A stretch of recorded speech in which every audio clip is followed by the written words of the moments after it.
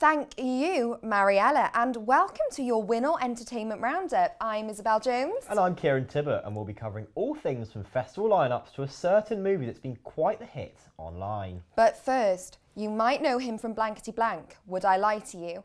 And currently, one of the celebrities quick stepping through Strictly Come Dancing. That's right, comedian Chris McCausland will be swapping the ballroom for the Theatre Royal in Winchester.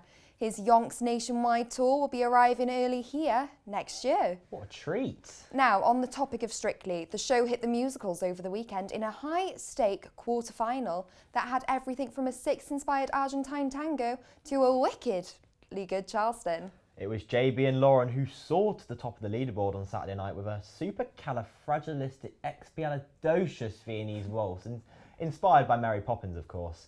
It was heartbreak for Montel and Johannes, who lost out to Tasha and Aliash in a dance-off, however, leaving the show ahead of an all-action semi-final next week. From some wicked choreography to some cinema, which has been defying gravity. That's right, Green and Pink has hit the screen. Ariana Grande and Cynthia Erivo has starred in the musical adaptation that has fans bawling. People have been going crazy over this film, so we hit the streets to see what they think. I am actually. I'm not really a big musical fan, but I'm just so fascinated by it that it's like I need to watch it at this point. I probably would want to, just for the experience, but I haven't seen it yet. I'm very excited though. So Izzy, have you heard people have really been holding space with the lyrics of Defying Gravity? They have?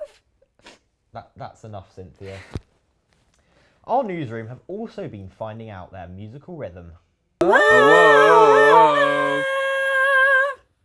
So, Kieran, what artists have you had on repeat this year? Oh, Taylor Swift, the 1975, and it wouldn't have been a brat summer without a bit of Charlie XCX either. What about you, Izzy? Well, I got to be honest, Kieran, my year doesn't seem to be as upbeat as yours. I think the likes of Adele, Billie Eilish, maybe a bit of Phoebe Bridgers. It's a little on the sad side. Well, anyway, moving on Taylor Swiftly before we all start crying. Let's look at what's been playing in the earphones of Winchester students this year. Probably Elton John. It'll be Wallows because I went to see them in concert this year. Probably Dave. Now, it is highly anticipated that Wrapped will drop sometime this week, but we just don't know when.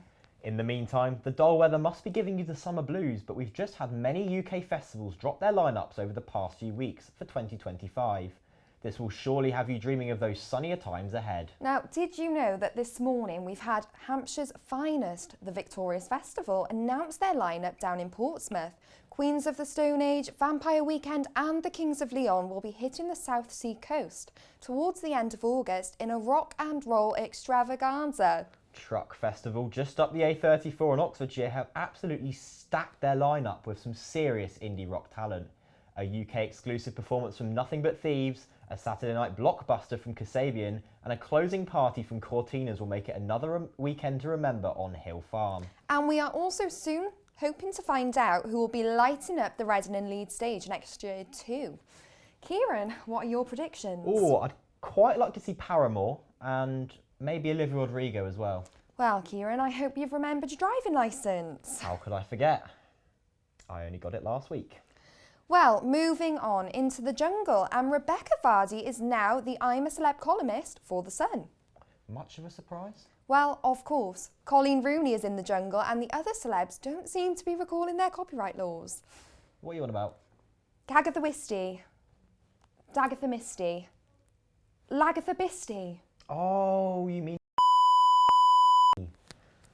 I bet that law has fans going crazy. Didn't you say that word in a news story last week? Oh yeah, I'm sure most of you remember the word of the year contenders. Wasn't it something like skibbity or brat, sigma, ick? Well, that was some of the questionable slang added to the language this year.